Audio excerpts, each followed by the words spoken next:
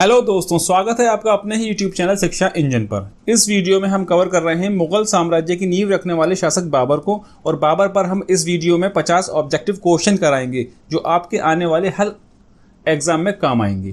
TGT, PGT, PRT, librarian, CTET, UPTET, DTPSP के किसी भी एग्जाम की तैयारी करने वाले ये वीडियो ज़रूर देखें।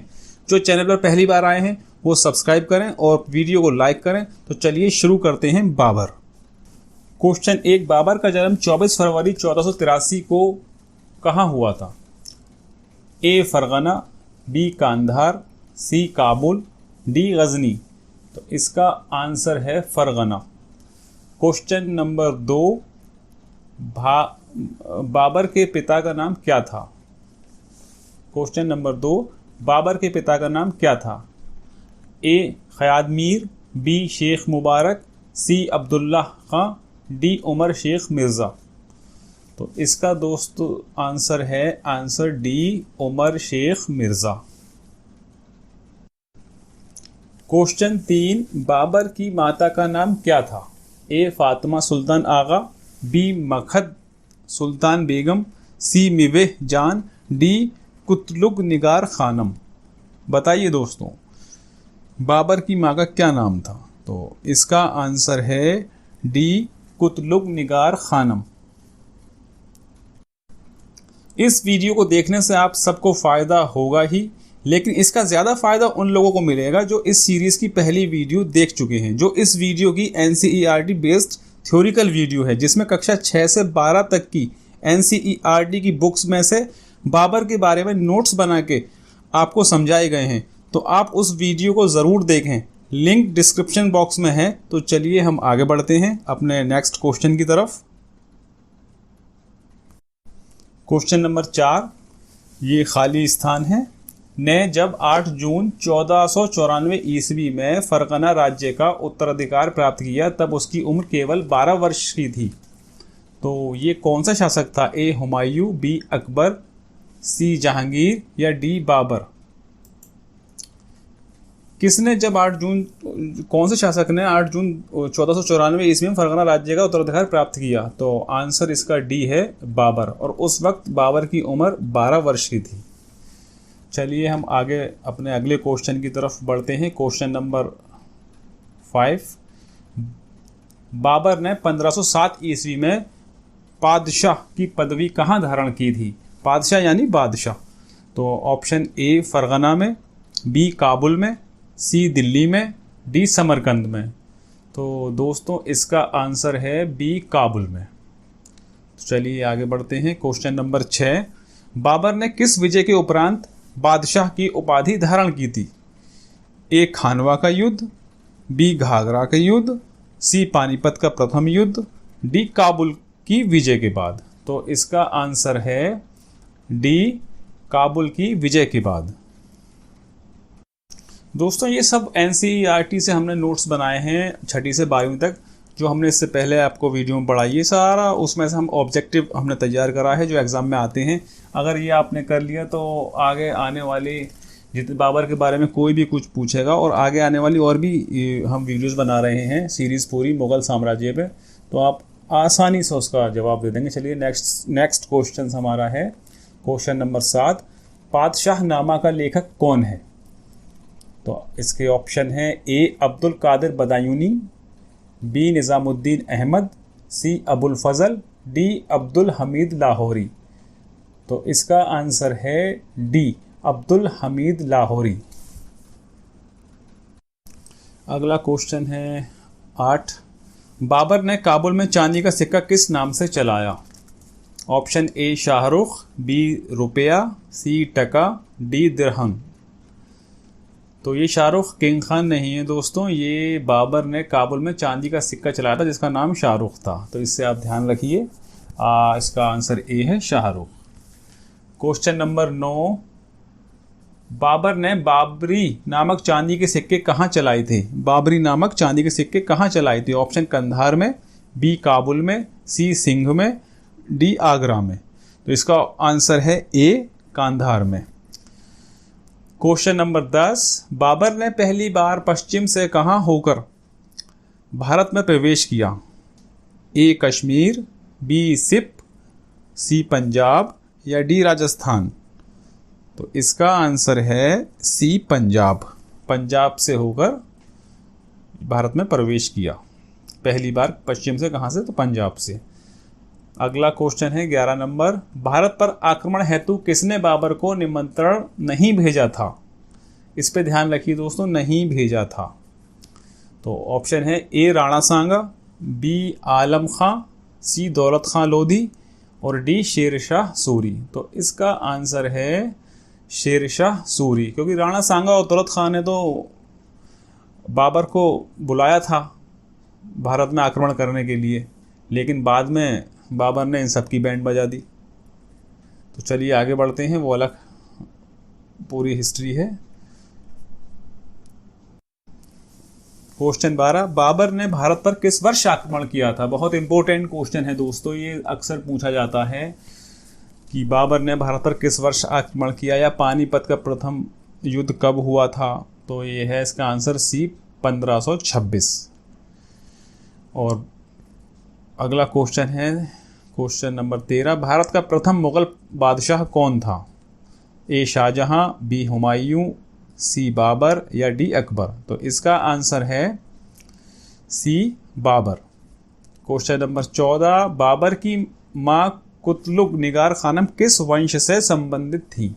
बहुत अच्छा क्वेश्चन है बाबर, और ये एनसीईआरटी की बुक्स में दिया हुआ है, जहाँ से हमने आपको नोट्स इससे पिछली वीडियो में पढ़ाई थी। तो उसमें आप देखेंगे एनसीईआरटी में बाकायदा लिखा हुआ है। मैंने उसमें आपको बुक्स के सारे रेफरेंस, कौन सी क्लास से, कौन से चैप्टर से, क्या नाम है, वो सब दिए हुए हैं उस वीडियो में लास्ट में। तो उसमें ये था, बाबर की माँ कुतलुग निगार खानम किस वंश से संबंधित थी? तो इसका आंसर है बी मंगोल वंश से। और बाबर बाप की तरफ से, पिता की तरफ से तैमूर वंश से था। और क्वेश्चन नंबर 15, दिल्ली में मुगल साम्राज्य की नींव निम्नलिखित में से किस लड़ाई के परिणामस्वरूप पड़ी? ए पानीपत की तीसरी लड़ाई, बी पानीपत की दूसरी लड़ाई, सी हल्दी घाटी की लड़ाई या डी पानीपत की पहली लड़ाई? तो इसका आंसर है पानीपत की पहली लड़ाई। पानीपत की पहली लड़ाई के बाद मुगल साम्राज्य की नींव पड़ गई थी दिल्ली में, इधर भारत में, जिसे इब्राहिम लोदी के खिलाफ बाबर ने जीता था। क्वेश्चन नंबर 16, वर्ष 1526 ईस्वी में लड़ी गई पानीपत की पहली लड़ाई में बाबर से कौन पराजित हुआ था? ए इब्राहिम लोदी, बी शेर शाह सूरी या सी मोहम्मद बिन तुगलक या डी अलाउद्दीन खिलजी? तो इसका आंसर है ए इब्राहिम लोदी। 1526 में पानीपत में पहली लड़ाई इब्राहिम लोदी के खिलाफ हुई थी, जिसे बाबर ने जीता था। क्वेश्चन नंबर 17, पानीपत की प्रथम लड़ाई किन दो सेनाओं के बीच लड़ी गई थी? घुमा के वही क्वेश्चन देखो किस किस तरीके से पूछते हैं, आप कर लेंगे तो आपका बहुत पक्का हो जाएगा, आप कभी गलत नहीं करेंगे। क्वेश्चन नंबर 17, पानीपत की प्रथम लड़ाई किन दो सेनाओं के बीच लड़ी गई थी? ए बाबर तथा लोधी साम्राज्य, बी ब्रिटिश तथा बाबर या सी अकबर तथा हैमू या डी अकबर तथा मेवाड़ के राणा? तो इसका आंसर है ए बाबर तथा लोधी साम्राज्य। क्वेश्चन 18, पानीपत के युद्ध में बाबर की जीत का मुख्य कारण क्या था? बताओ दोस्तों। ए उसकी घुड़सवार सेना या बी उसकी सैन्य कुशलता, सी तुलगुमा प्रथा, ये गलत लिखा हुआ है, ये तुलगुमा पत्ती है, एक नीति है वो, डी अफगानों की आपसी फूट। तो मुख्य कारण उसकी जीत का था उसकी सैन्य कुशलता। क्वेश्चन 19, बाबर ने प्रसिद्ध तुलगुमा नीति का प्रयोग सर्वप्रथम किस युद्ध में किया? देखो वही आ गई तुलगुमा नीति। तो इसके ऑप्शन है ए पानीपत का प्रथम युद्ध जो कि 21 अप्रैल 1526 में हुआ था, बी खानवा का युद्ध जो कि 17 मार्च 1527 में हुआ था, सी चंदेरी का युद्ध और डी चापरा का युद्ध। ये ऑप्शन डी गलत लिखा हुआ है दोस्तों, ये है घाघरा का युद्ध। इसे आप सही कर लीजिए अगर नोट कर रहे हो तो। घाघरा का युद्ध ये 6 मई 1529 को हुआ था। तो इसका आंसर है ए पानीपत का प्रथम युद्ध, बाबर ने प्रसिद्ध तुलगुमा नीति पानीपत के प्रथम युद्ध में इस्तेमाल की थी और बाबर जीता था। तो क्वेश्चन नंबर 22 की ओर चलते हैं हम। किस युद्ध के विजय के उपलक्ष्य में बाबर ने काबुल निवासियों को एक एक चांदी के सिक्के दिए और इस उदारता के लिए उसे कलंदर की उपाधि दी गई? ए खानवा का युद्ध, बी घाघरा का युद्ध, सी पानीपत का प्रथम युद्ध या डी चंदेरी का युद्ध? तो आंसर है इसका सी पानीपत का प्रथम युद्ध। इसके बाद बाबर ने काबुल में रहने वाले निवासियों को एक एक चांदी का सिक्का दिया था, जिसे बहुत उसकी उदारता के लिए उसे वहाँ के लोग कलंदर कहने लगे थे, कलंदर की उपाधि दी गई। क्वेश्चन नंबर 21, मध्यकालीन भारत में निम्नलिखित में से किसने पहली बार युद्ध में तोपों का इस्तेमाल किया? ए बाबर, बी इब्राहिम लोदी, सी शेरशाह सूरी या डी अकबर? तो इसका जवाब भी है बाबर। दोस्तों, बाबर ने मध्यकालीन भारत में पहली बार तोपों का इस्तेमाल किया था। क्वेश्चन नंबर 22, बाबर के दो प्रसिद्ध तोपचियों का नाम क्या था? ए अब्दुल्ला खां उज़्बेक एव अब्दुल हसन या बी उबैदुल्ला खां एव मंसूर या सी मुस्तफ़ा एव उस्ताद अली या डी अबुल खैर खां एव वाद मीर? तो इसका आंसर है सी मुस्तफ़ा एव उस्ताद अली। क्वेश्चन नंबर 23, मध्यकालीन इतिहास में पहला कौन सा युद्ध था जो जल एवं थल दोनों पर लड़ा गया? तो ऑप्शन है इसके ए पानीपत का प्रथम युद्ध या बी खानवा का युद्ध, सी चंदेरी का युद्ध या डी घाघरा का युद्ध? तो इसमें हमने डेट मेंशन कर दी है ताकि आप लोग देखें और आपको याद हो जाए कि पानीपत का युद्ध 21 अप्रैल 1526 को हुआ, खानवा का मार्च 1527 में, चंदेरी का जनवरी 1528 में और घाघरा का मई 1529 में। इसका आंसर डी है कि मध्यकालीन इतिहास में पहला युद्ध जो जल और थल पर लड़ा गया घाघरा का युद्ध था, जो मई 1529 में लड़ा गया था और इसमें बाबर जीता था। दोस्तों, हमने NCERT से सारा आपके लिए थ्योरिकल वीडियोस बनाई है जो इससे पहले हैं, आप वो ज़रूर देखें, उससे आपको बहुत फ़ायदा मिलेगा। फिर ये सारे क्वेश्चन आप यूँ ही देख के बता देंगे इसका आंसर क्या है। तो चलिए आगे बढ़ते हैं। क्वेश्चन नंबर 24, खानवा के युद्ध 1700 मार्च 1527 में जो हुआ, बाबर द्वारा पराजित किए जाने वाले राजपूत राजा थे, किसके मतलब खिलाफ था, किसे बाबर ने पराजित किया था? ए राणा सांगा, बी रुद्रदेव या सी उदय सिंह या डी राणा प्रताप सिंह? तो इसका आंसर है ए राणा सांगा।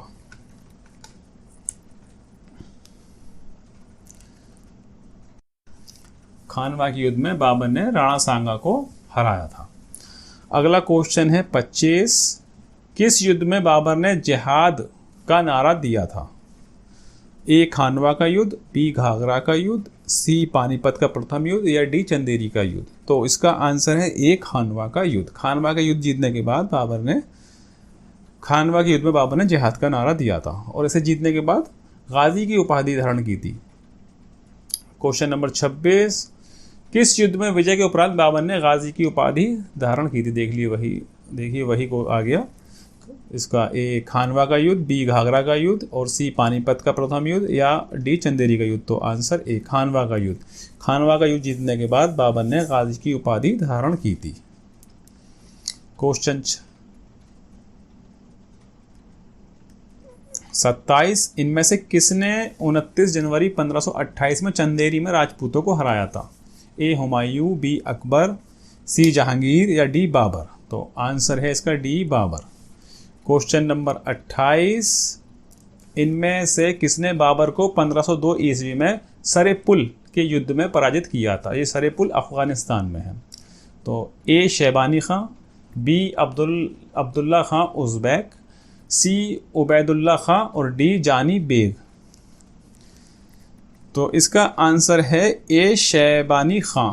शैबानी खां ने 1502 में बाबर को सरे पुल में हराया था और बाबर को बाबर ने इधर पानीपत की प्रथम जो लड़ाई हुई थी उसकी इब्राहिम लोदी के खिलाफ, उसने एक जो तुलगुमा नीति का जो इस्तेमाल किया था, वो नीति उसने शैबानी खां से ही हार के सीखी थी। क्योंकि शैबानी खां ने वो पहले तुलगुमा जो उज़्बेक वो पद्धति नीति है उससे बाबर को हराया, बाबर वहाँ से हार के वो नीति उसके सीख गया।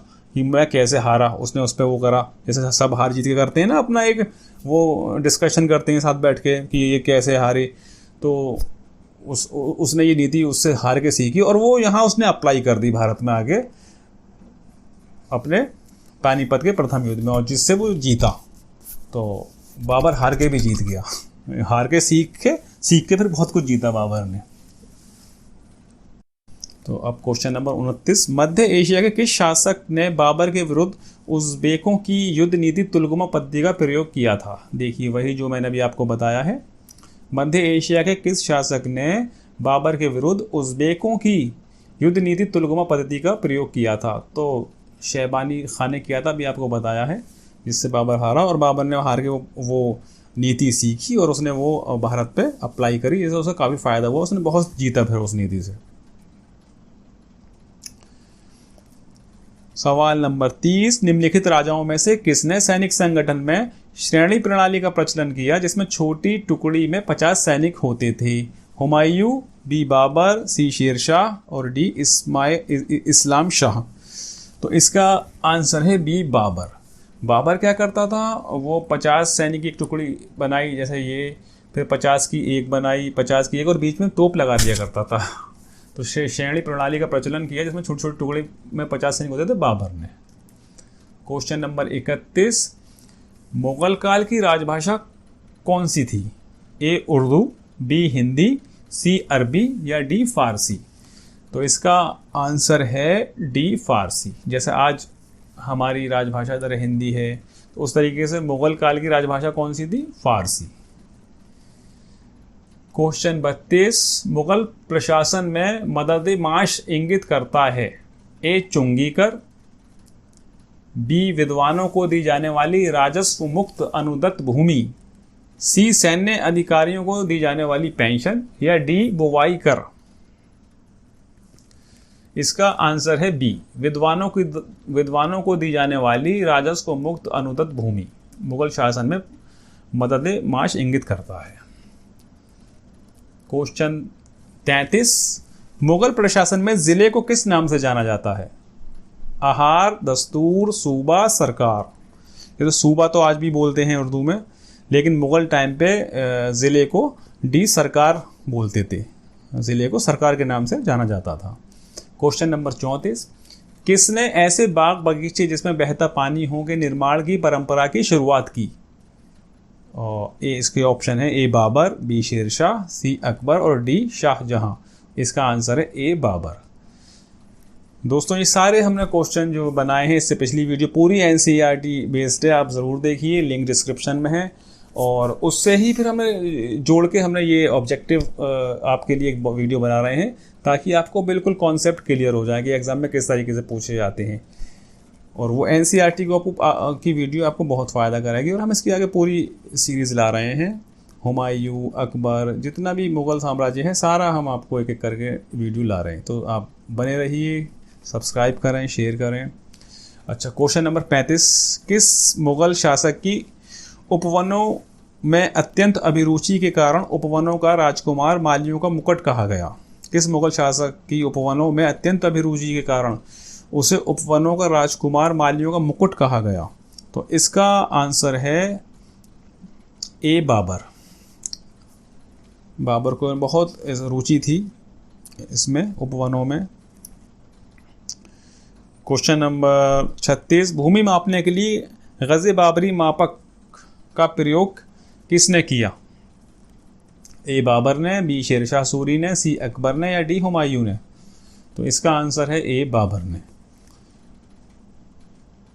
क्वेश्चन नंबर 37, गुलबदन बेगम पुत्री थी, मतलब किसकी पुत्री थी? ए बाबर की, बी हुमायूं की, सी शाहजहां की या डी औरंगज़ेब की? तो इसका आंसर है गुलबदन बेगम बाबर की पुत्री थी। दोस्तों इस वीडियोस को अब आप एक दो बार सुन लेंगे तो आपको सारे क्वेश्चंस याद हो जाएंगे। आप ज़रूर सुने, शेयर करें। क्वेश्चन नंबर 38, निम्नलिखित में से किसने लिखा है कि बाबर की मृत्यु विष देने से हुई, यानी जहर देने से हुई? ए निज़ामुद्दीन अहमद, बी अबुल फजल, सी गुलबदन बेगम या डी अब्बास खां सरवानी? तो इसका आंसर है सी, उनकी बेटी गुलबदन बेगम ने। बाबर की बेटी ने ये लिखा है कि उनकी मृत्यु विष देने से हुई थी। क्वेश्चन 39, बाबर ने तजूक बाबरी नामक अपने संस्करण किस भाषा में लिखी?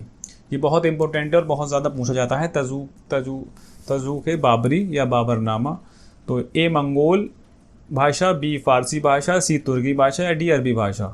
तो इसे बाबर ने खुद लिखा था तुर्की भाषा में। ये याद रखिए, मोस्ट इम्पोर्टेंट क्वेश्चन है तजूक बाबरी, ये बहुत ज़्यादा पूछा जाता है।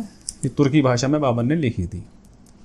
बाबर ने अपनी आत्मकथा बाबरनामा की रचना तुर्की भाषा में की थी, वही तजूक बाबरी और बाबरनामा। बाद में उसका अनुवाद फारसी में किसने किया?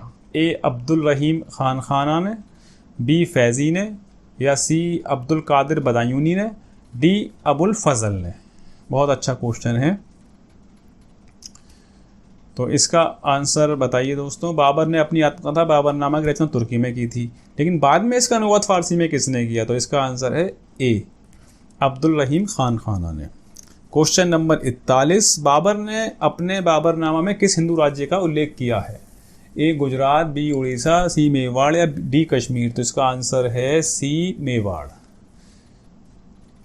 क्वेश्चन नंबर 22, बाबर का भारत के विरुद्ध प्रथम अभियान यूसुफजई जाति के विरुद्ध था, जिसमें उन्होंने भारतीय क्षेत्र बाजोर और भिरा पर अधिकार कर लिया। वह वर्ष था ए 1519, बी 1507 या सी 1526 या डी 1527। तो वो वर्ष था 1519। क्वेश्चन नंबर 43, बाबर की मृत्यु 1530 ईस्वी में कहाँ हुई थी? बाबर की मृत्यु कहाँ हुई थी? 1530 में हुई थी। कहाँ हुई थी? ए आगरा में, बी काबुल में, सी लाहौर में या डी दिल्ली में। इसका आंसर है ए आगरा में। बाबर की मृत्यु आगरा में हुई थी। क्वेश्चन नंबर 44, प्रारंभ में बाबर के शव को आगरा के आरामबाग में दफनाया गया। जब उनकी मृत्यु हुई तो उनका शव आगरा के आरामबाग में दफनाया गया। बाद में उसे कहाँ दफनाया गया? तो बाद में दोस्तों से ये बताओ, ए ऑप्शन है काबुल, बी लाहौर, सी फतेहपुर सीकरी या डी पानीपत। तो इसका जवाब है काबुल। फिर उन्हें काबुल में दफनाया गया। पहले आगरा में दफनाया गया था, लेकिन बाद में उनकी अस्थियों को ले जाके काबुल में दफनाया गया। क्वेश्चन 45, किस मुगल शासक का मकबरा भारत में नहीं है? ए जहांगीर, बी औरंगजेब, सी हुमायूं या डी बाबर। तो जाहिर सी बात है, अभी आपको इससे पहले क्वेश्चन कराया है कि बाबर की मृत्यु आगरा में हुई, फिर उन्हें वहाँ दफनाया गया, लेकिन उन्हें उनके जो भी अस्थियाँ थी फिर काबुल में ले जाया गया। तो बाबर का जो मकबरा है वो अब यहाँ नहीं है, मुगल भारत में नहीं है, वो काबुल में है। क्वेश्चन नंबर 46, बाबर का मकबरा कहाँ स्थित है? तो आंसर मैंने दे दिया आपको, काबुल में। बाबर का मकबरा अब काबुल में है। ए। क्वेश्चन 47, निम्न में से किस मुगल सम्राट ने स्वयं अपनी आत्मकथा लिखी? ए शाह आलम और फारूक सियर, और बी बाबर और जहांगीर, सी जहांगीर और शाहजहां या डी अकबर और औरंगजेब। किस में इनमें से कौन से वो मुगल सम्राट है जिन्होंने स्वयं अपनी आत्मकथा लिखी है? तो इसका आंसर है बी बाबर और जहांगीर। इन्होंने अपनी आत्मकथा खुद लिखी है। क्वेश्चन नंबर 48, दिल्ली में मुगल साम्राज्य की स्थापना किसके शासनकाल के बाद आई? देखिए कितना अच्छा क्वेश्चन है, कितना घुमा के पूछा है। इस क्वेश्चन को समझिए। दिल्ली में मुगल साम्राज्य की स्थापना किसके शासनकाल के बाद आई? हम कहते हैं कि मुगल शासक की नींव किसने रखी, मुगल शासन कैसे आया? तो बाबर 1526 पानीपत का युद्ध जीता, उससे मुगल साम्राज्य की नींव पड़ी। लेकिन क्वेश्चन कैसे घुमा दिया इन्होंने? दिल्ली में मुगल साम्राज्य की स्थापना किसके शासनकाल के बाद आई, यानी मुगल साम्राज्य से पहले कौन सा शासन था इधर? तो इसके ऑप्शन दिए सैयद वंश, बी गुलाम वंश, सी लोधी वंश या डी खिलजी वंश। तो इसका आंसर है सी लोधी वंश। लोधी को हराया था ना पानीपत में, तो उनसे पहले लोधी था। इतना घुमा के दिया है। क्वेश्चन नंबर 49, ज़हीरुद्दीन मोहम्मद मुगल साम्राज्य के किस शासक का नाम था? ए अकबर, बी बाबर, सी हुमायूं या डी शाहजहां। तो इसका आंसर है बी बाबर। बाबर का नाम ज़हीरुद्दीन मोहम्मद था। क्वेश्चन नंबर 50, भारत पर आक्रमण के लिए किन दो शासकों द्वारा बाबर को आमंत्रित किया गया था? ए दौलत खां लोधी, बी राणा सांगा और डी इब्राहिम लोधी। सी ये ऑप्शन गलती हो गई है। तो इसका आंसर है ए और बी दोनों, यानी दौलत खान लोधी और राणा सांगा ने बाबर को आमंत्रित किया था कि भारत पे आक्रमण करो, लेकिन बाद में क्या हुआ आप सबको पता है कि उसने जीता, इब्राहिम लोधी को हराया और फिर बाद में इनका भी बैंड बजाया।